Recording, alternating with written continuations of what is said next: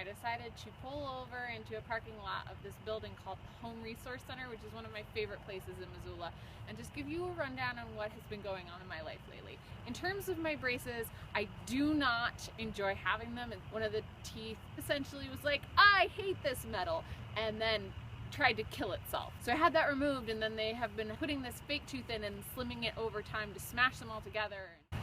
Braces.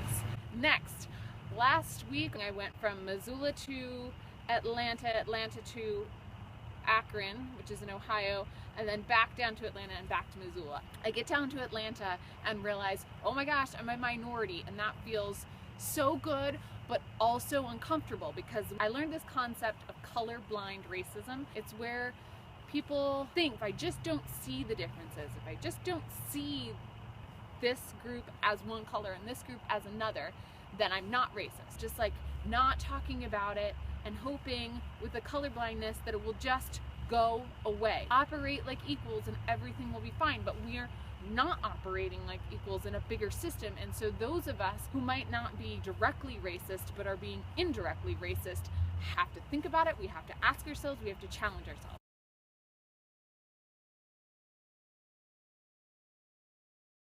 I flew up to Cleveland and I spoke at the University of Akron. I did this presentation. The big, huge screen with my PowerPoint on it has an image of me in the speculum, just all cute like, oh, look at me in my speculum. I'm so comfortable with the things that go inside the vagina. Look at me, I'm all dressed up and I've got this awesome show, and except my perspective of the world is so white. Presenters after me, back to back, are someone from the Two-Spirit community who reminded us all about how shitty the first white people were to them when we got here. As in, take these individuals in particular and feed them to the dogs. What? Think about how cool the world would be if the white people came and acted like guests. I'm like, hey, this land that you have is really cool. Can you teach us about how you have lived here? Oh, this thing, Two-Spirit, awesome. We should implement a version of that in our culture. Why didn't we do that? I don't know. Okay, so the thing about filming with a phone is that when it rings, then everything shuts down. I have no idea where I was. Akron. Last presentation of the day was a trans black woman. I can't remember her name. In her presentation, she showed this portrait of a man who had all these medals of honor on him. And she said, who is this person? You know, what has he got going on here? How do we see him in society? And everybody shouted out these various answers. Like, yeah, we see him as a man of honor. And then she told, I want to do a whole video on this, but she told how this man invented the speculum, right? The one that 3 presentations back I had been all cute holding in my picture.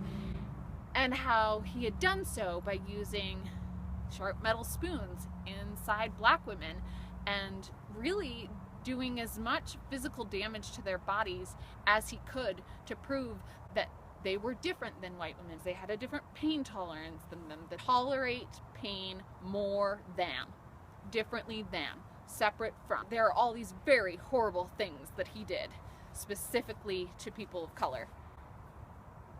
I'm not going to put that picture at the front of my slideshow anymore.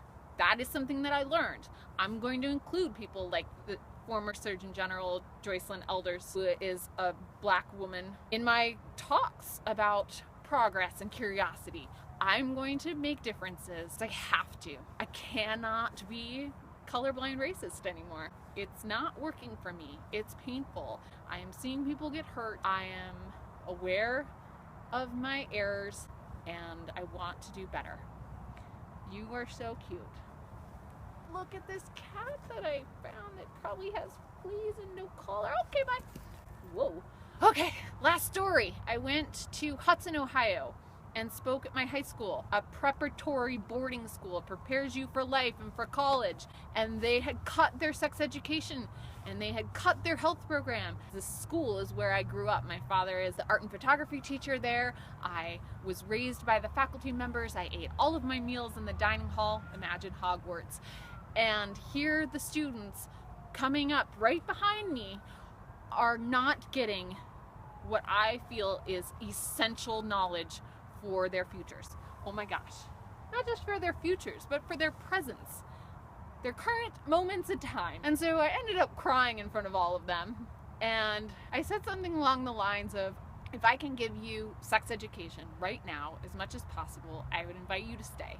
And none of them left. They all hung out for another who knows how long, waiting for me to finish my whole spiel on Sex Ed 101. And if you stay curious, I will show you what I learned from that experience.